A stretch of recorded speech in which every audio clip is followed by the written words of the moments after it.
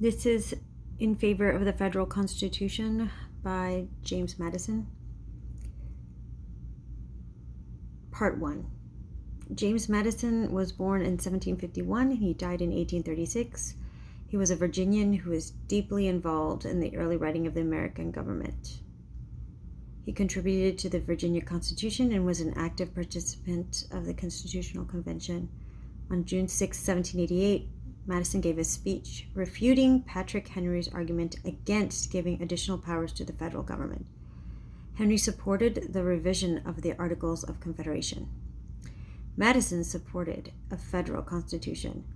Madison's speech answered many of the fears of the anti-federalists and helped to secure favorable opinion for the federal constitution. Madison went on to contribute to the Bill of Rights as well, and he became known as the father of the Constitution. In 1808, Madison was elected president, from which position he led the United States into the War of 1812. We ought, sir, to examine the Constitution on its own merits solely. We are to inquire whether it will promote the public happiness. Its aptitude to produce this desirable object ought to be the executive subject of our present researches.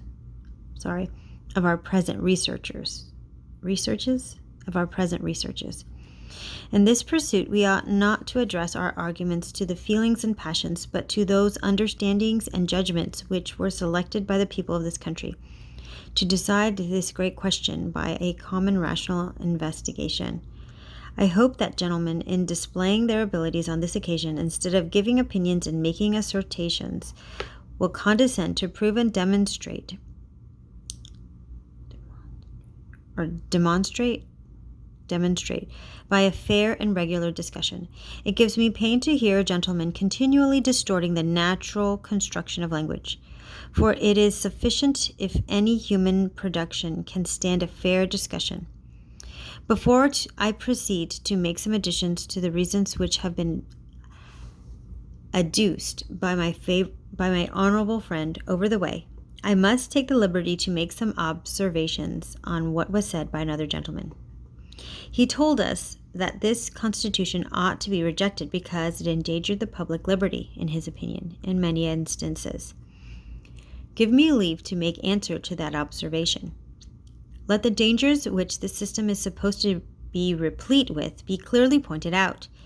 If any dangerous and unnecessary powers be given to the general legislature, let them be plainly demonstrated, and let us not rest satisfied with general assertions of danger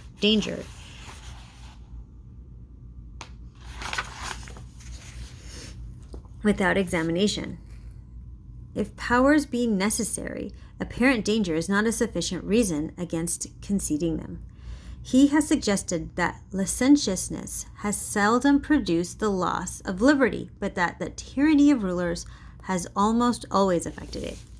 Since the general civilization of mankind, I believe there are more instances of the abridgment of the freedom of the people by gradual and silent encroachments of those in power than by violent and sudden usurpations.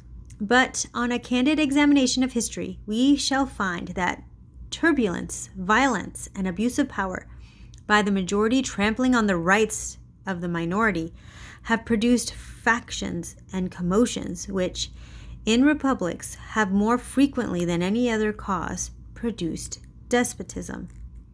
If we go over the whole history of ancient and modern republics, we shall find their destruction to have generally resulted from those causes.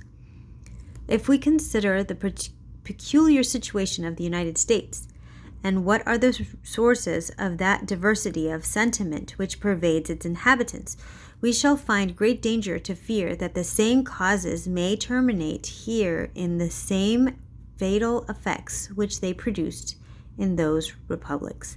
This danger ought to be wisely guarded against.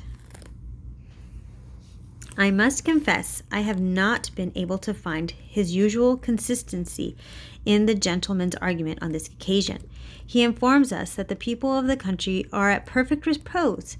That is, every man enjoys the fruits of his labor peaceably and securely, and that everything is in perfect tranquility and safety. I wish sincerely that this was true. If this be their happy situation, why has every state acknowledged the contrary? Why were deputies from all the states sent to the General Convention? Why have complaints of national and individual distresses been echoed and re-echoed throughout the continent? Why has our general government been so shamefully disgraced and our Constitution violated? Wherefore have laws been made to authorize a change, and wherefore are we now assembled here? A federal government is formed for the protection of its individual members. Ours has attacked itself with impunity. Its authority has been disobeyed and despised.